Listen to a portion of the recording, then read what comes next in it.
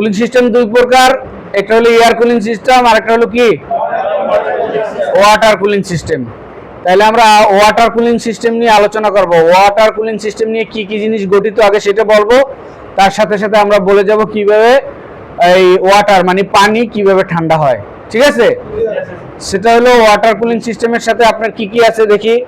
প্রথমে আমরা আসি radiator pressure cap, radiator upper tank, upper hose pipe, tube এবং ফিন্স, তারপরে আছে lower tank, lower hose pipe.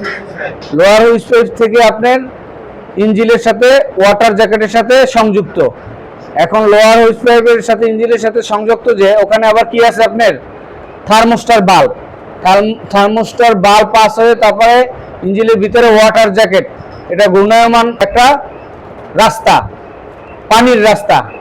পানিটা ঘুরে কিভাবে ঘুরে, ওয়াটার পাম্প আছে, কেমন এই ওয়াটার পাম্পের সাহায্যে পানিটা সাইকেলিং হতে থাকে বা ঘূর্ণায়মান হতে থাকে।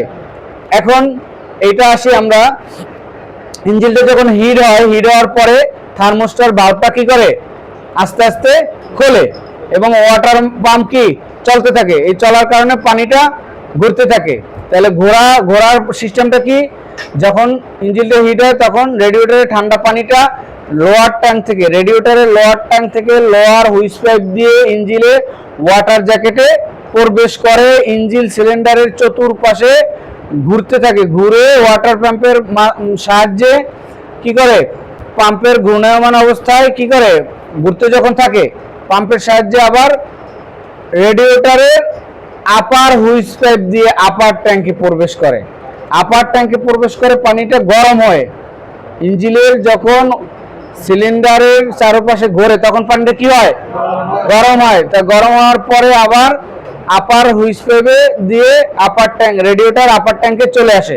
চলে আসার পরে রেডিয়েটর যে টিউব এবং ফিন্স আছে, হ্যাঁ এই টিউব এবং ফিন্সের মাধ্যমে এবং যে এয়ার কুলিং আছে বাতাস, ফ্যানটা যে চলে এই ফ্যানের বাতাসের মাধ্যমে টিউব এবং ফিন্সের মাধ্যমে পানিটা আবার কি হয় ঠান্ডা হয়। ঠান্ডা হয়ে আবার রেডিয়েটর লোয়ার ট্যাঙ্কে যায়, লোয়ার ট্যাঙ্ক থেকে ঠান্ডা পানিটা আবার লোয়ার হুইস পাইপ দিয়ে ইঞ্জিনে থার্মোস্টার বাল্ব পাস হয়ে ইঞ্জিনে ওয়াটার জ্যাকেটে প্রবেশ করে।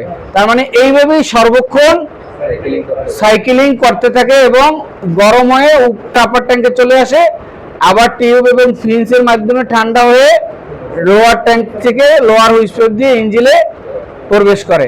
এটা হলো রেডিয়েটর কুলিং সিস্টেম।